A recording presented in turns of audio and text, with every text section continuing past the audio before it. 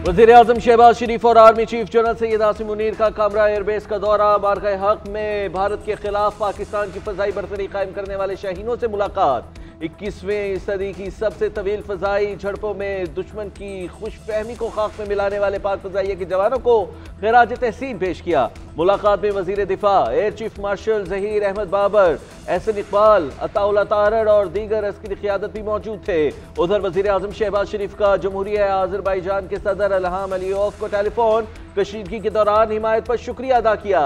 वज़ीर-ए-आज़म seize fire बरकरार रखने के लिए पुरअज़्म कहा, किसी भी जारियत का मुंह तोड़ जवाब दिया जाएगा। अपनी खुद मुख्तारी और इलाकाई सालमियत का भरपूर दिफा करेंगे। इलाकाई अमन के लिए भारत के साथ जंगबंदी मुफाहिमत पर इत्तेफाक किया। जम्मू और कश्मीर का तनाज़ा जनूबी एशिया में अदम इस्तेहकाम की बुनियादी वजह है।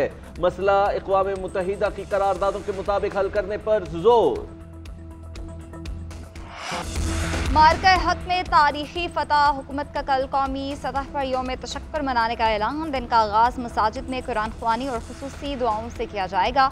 वफाकी दारुल-हुकूमत में 31 और सूबाई दारुल-हुकूमत में 21 तोपों की सलामी दी जाएगी। मज़ार कायद और मज़ार इकबाल पर गार्ड्स की तब्दीली की तकरीब होगी। परचम कुशाई की तकरीबात वफाकी और सूबाई दारुल-हुकूमतों में मुनक़िद की जाएंगी। मुल्क भर में यादगार शहदा पर फूल रखे जाएंगे और दुआया तकरीब होगी। ऑपरेशन बुनियानुल मरसूस के शहदा को खिराज अकीदत पेश करने के लिए उनके लवाहिकीन से खुसूसी मुलाकातें भी की जाएंगी। यौम तशक्कुर की मरकजी तकरीब कल रात पाकिस्तान मोनूमेंट इस्लामाबाद में मुनक़िद होगी।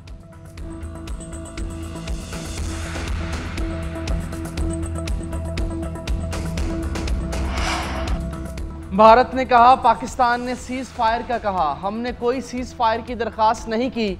हमने किसी को नहीं कहा कि उन्हें जाकर रुकवाएं। मार्को रूबियो का कहा था कि हमने सिर्फ अपना दिफा का हक इस्तेमाल किया। नायब वज़ीर आज़म इसाक डार का सेनेट में इज़हार ख्याल कहा, साबित कर दिया पाक फ़ज़ाइया आसमानों की बादशाह है।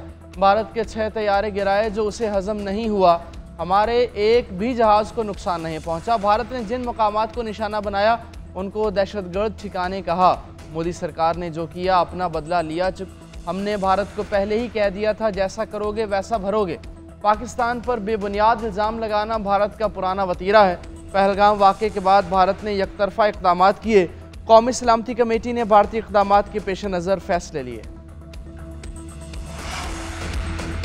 भारतीय वज़ीर दिफा का बयान, IAEA के दायरे कार और जिम्मेदारियों से लाइल्मी का सबूत। पाकिस्तान ने राजनाथ के पाकिस्तानी एटमी हथियारों से मुतल्लिक़ बयान को काबिल मज़म्मत करार दे दिया। तर्जुमान दफ्तर ख़ारिजा कहते हैं, भारत खुद साख्ता एटमी ब्लैकमेलिंग में मुब्तला है, किसी धमकी से मरूब नहीं होंगे। भारत में एटमी मवाद की चोरी और स्मगलिंग पर आलमी बरादरी को तशवीश होनी चाहिए। पाकिस्तान की दिफाई सलाहियत भारत को रवायती महाज पर रोकने के लिए काफ़ी है। गैर जिम्मेदाराना बयान भारतीय अदम तहफ़्फ़ुज़ और नाकामी दिफाई हिकमत अमली का सबूत है।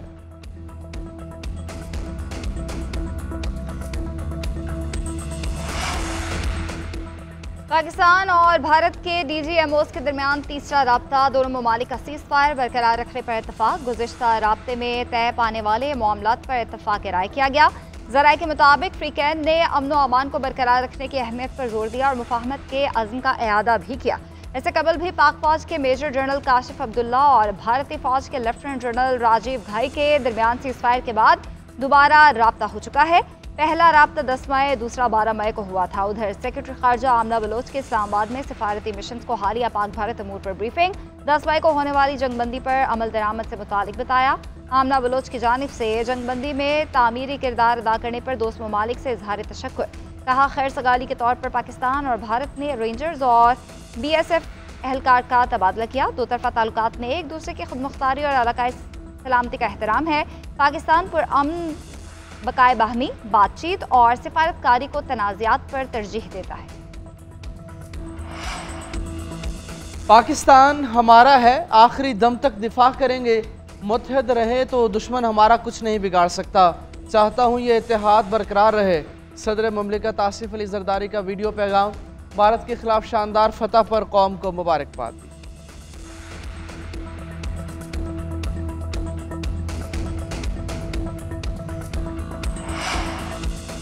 सेनेटर रकीन का पाक फौज से इजहार यकजहती। कामयाब ऑपरेशन बुनियानुल मरसूस पर करारदाद मंसूर। सेनेटर शहरी रहमान ने कहा, भारत ने पाकिस्तान पर जंग मुसल्लत की, अफवाज पाकिस्तान ने भरपूर जवाब दिया। कौम का सर फख्र से बुलंद कर दिया। बिलावल भुट्टो ने आलमी सतह पर पाकिस्तान का भरपूर मुकदमा लड़ा। पीटीआई के शिबली फराज बोले, नरेंद्र मोदी का बयानिया बुरी तरह फ्लॉप हुआ। मोदी ने गैर जिम्मेदारी का मुजाहरा करते हुए पाकिस्तान पर चढ़ाई की। पाक फजाइया ने बता दिया कि महंगे जहाज लेने से जंग नहीं जीती जाती। हमारी फजाइया ने जंग के नए मेयार सेट कर दिए। पाकिस्तान खुद दहशतगर्दी का शिकार है, हमने कभी किसी पर इल्जामात नहीं लगाए। भारत को ट्रंप की जानिब से एक और सुबकी का सामना। डोनाल्ड ट्रंप ने भारत में सरमायाकारी पर एप्पल कंपनी के सीईओ को तनकीद का निशाना बना दिया। कहा, नहीं चाहता कि एप्पल भारत में कोई भी मैन्युफैक्चरिंग करे।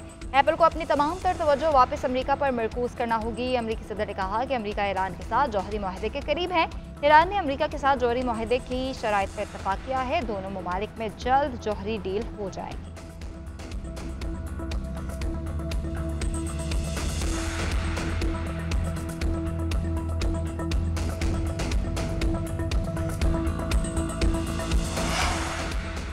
ईरान के साथ तवीलुल मुद्दती अमन के लिए संजीदा मुज़ाकरात जारी हैं। अमरीकी सदर डोनाल्ड ट्रंप की कतर के एयरबेस रवानगी से कबल मीडिया से गुफ्तगू। कहा, अगर हम ये कर लेते हैं तो ये शानदार मंसूबा होगा।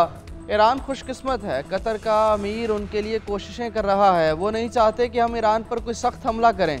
कतर के अमीर पूरी शिद्दत से हमारी कार्रवाई को रोकने की कोशिश कर रहे हैं। शाम पर पाबंदियाँ हटाना मेरे लिए एजाज़ है।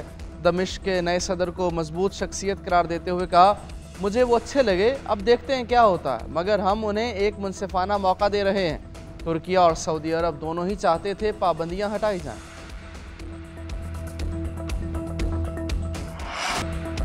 पाकिस्तान के खिलाफ भारतीय जारहियत के बाद चीन की तरफ से भारत को बड़ा धचका। चीन ज़ेंगनान के इलाकों को अपना नाम देने पर डट गया। चीन की हुकूमत ने अरुणाचल प्रदेश के मकामात को चीनी नाम ज़ेंगनान देने की खुद मुख्तारी करार दे दी। चीनी वजारत खारजा का कहना है कि ज़ेंगनान तारीखी, जोग्राफियाई और इंतज़ामी एतबार से चीन का हिस्सा है। इन मकामात को चीनी नाम देना हमारे अंदरूनी मामलात में शामिल है। भारत ज़ेंगनान को अरुणाचल प्रदेश के नाम से अपना हिस्सा करार देता है। चीन इसे जनूबी तिब्बत का इलाका तस्वुर करता है। दोनों ममालिक के दरमियान इस मसले पर पहले ही कशीदगी पाई जाती है। पाक फौज के फतह 1 और 2 मिसाइल सिस्टम से पठानकोट को टारगेट करने की वीडियो भी मंजर आम पर आ गई। पाकिस्तान की जानिब से 10 मई को बाकी हथियारों के अलावा फतह 1 और 2 से पठानकोट एयरबेस पर कामयाब मिसाइल दागे गए। पाक फौज के फतह 1 और 2 मिसाइल सिस्टम ने भारत की अहम तनसीबात को राख का ढेर बना दिया।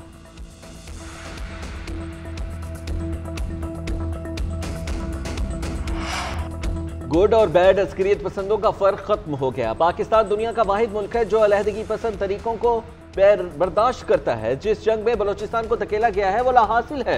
वज़ीर आला बलोचिस्तान मीर सरफराज बुगटी का कहना है कि तशद्दुद से मुल्क तोड़ा नहीं जा सकता। बलोच अलहदगी पसंद तहरीक का अंजाम भी कुर्द तहरीक वाला होगा। हमारे बागी अफगानिस्तान में हुकूमती सरपरस्ती में रह रहे हैं। जो कत्ल गारत गिरी हो रही है उसमें नुकसान बलोच कौम का है।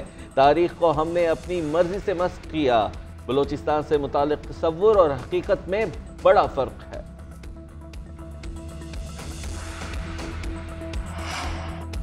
नफरत की सियासत खत्म हुई तो मुल्क मुत्तहद हो गया। अल्लाह की मदद से दुश्मन को धूल चटा दी। सियासी क़यादत के पाकिस्तान रेड लाइन होना चाहिए।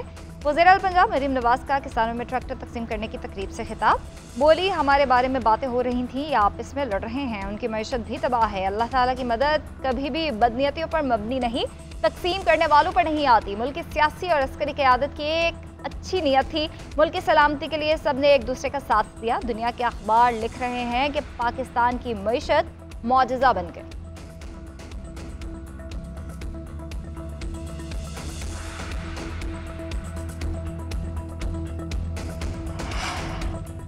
ऑपरेशन बुनियान मरसूस की कामयाबी पर पीपल्स पार्टी का यौम तशक्कुर। तकरीब से खिताब करते हुए वज़ीर आला सिंध मुराद अली शाह ने कहा, साबित हो गया भारत कुछ भी नहीं कर सकता। जो भी पाकिस्तान की तरफ मैली आंख से देखेगा उसकी आंखें निकाल देंगे। बिलावल ने कहा था, दरियाए सिंध में पानी बहेगा या मोदी का खून, भारत सिंध तास मुआहदा ख़त्म नहीं कर सकता। पाकिस्तान ने पहलगाम वाक़े की मजम्मत की और तहकीकात का मुतालबा किया। भारत ने तैयारे तो ले लिए लेकिन चलाने के लिए ड्राइवर नहीं लिए। कौम मुश्किल वक्त में सीसा पिलाई दीवार की तरह खड़ी रही।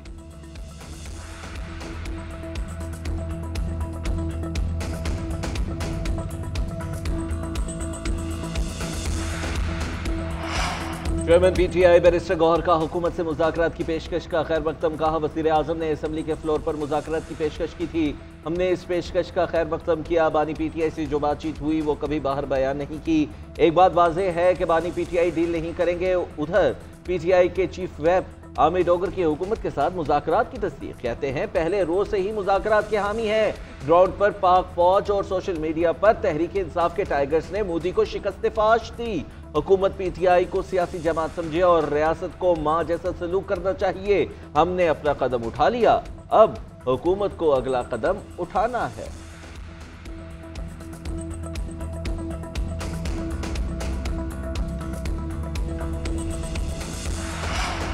हुकूमत का आइंदा बजट में दरामदी टैक्सेस में 120 अरब रुपए की बड़ी कमी का फैसला। फैसले का मकसद मईशत को बैरूनी मुसाबकत के लिए खोलना है। IMF से बजट के हवाले से वर्चुअल मुज़ाकरात जारी। ज़राए के मुताबिक ज़्यादा से ज़्यादा कस्टम ड्यूटी 15% मुकर्रर की जाएगी। मौजूदा कस्टम ड्यूटी 5 साल में कम की जाएगी। मनसूबे से मजमूई तौर पर 512 अरब रुपए के महसूलात मुतासर होंगे। प्रॉपर्टी की फरोख्त पर कैपिटल गेन टैक्स की शरह में 25% तक इजाफे की तैयारी। कैपिटल गेन टैक्स की शरह 15% से बढ़ाकर 40% तक करने का इम्कान है।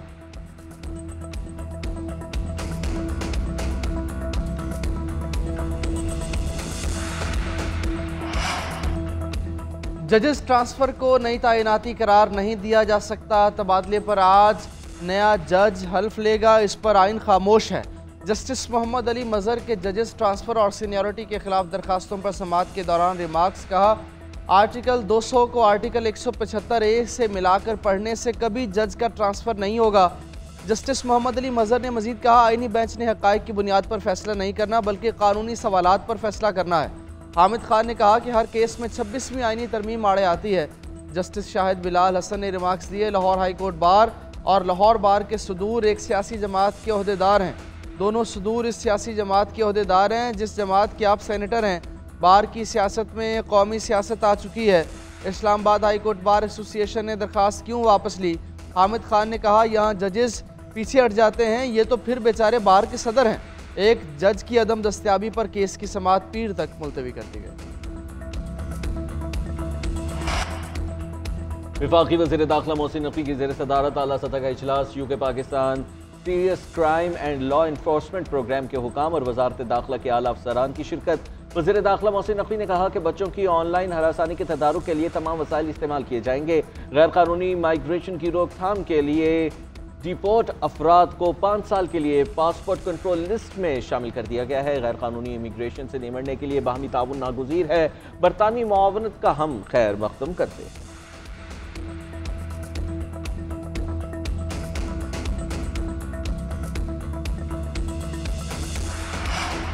बहावलपुर के शहरियों का फौज पाकिस्तान के जवानों को जबरदस्त खराज तहसीन। शहरियों की बड़ी तादाद फौजी जवानों के इस्तकबाल के लिए सड़कों पर उमड़ आए। कईयूर शहरियों ने फौज पाकिस्तान के जवानों पर गुलबाशी की, पाक फौज जिंदाबाद के नारे लगाए। शहरियों, बुजुर्गों, नौजवानों और बच्चों ने फौजी जवानों को फूलों के हार भी पहनाए।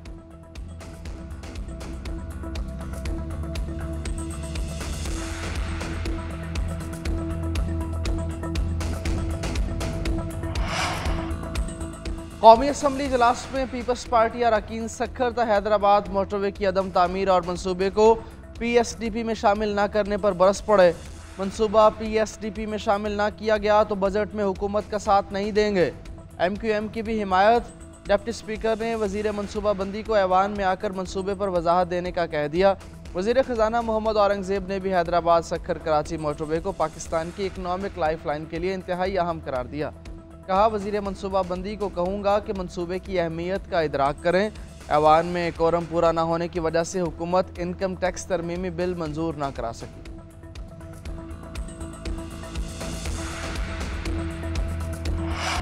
PSL सीजन 10 के बकिया मैचेस का मैदान सजने के करीब टीम्स ने तैयारियों का आगाज कर दिया। कैलेंडर्स का इब्तदाई ट्रेनिंग सेशन इस्लामाबाद क्लब में शेड्यूल। गैर मुल्की क्रिकेटर्स की आमद का सिलसिला भी जारी। बेन रॉशेस ने भी लीग में दोबारा शिरकत का ऐलान कर दिया। ऑस्ट्रेलवी पेसर दिफाई चैंपियन इस्लामाबाद यूनाइटेड के स्क्वाड का हिस्सा। 17 मई को पेशावर ज़ल्मी और कराची किंग्स के मैच से लीग का दोबारा आगाज होगा।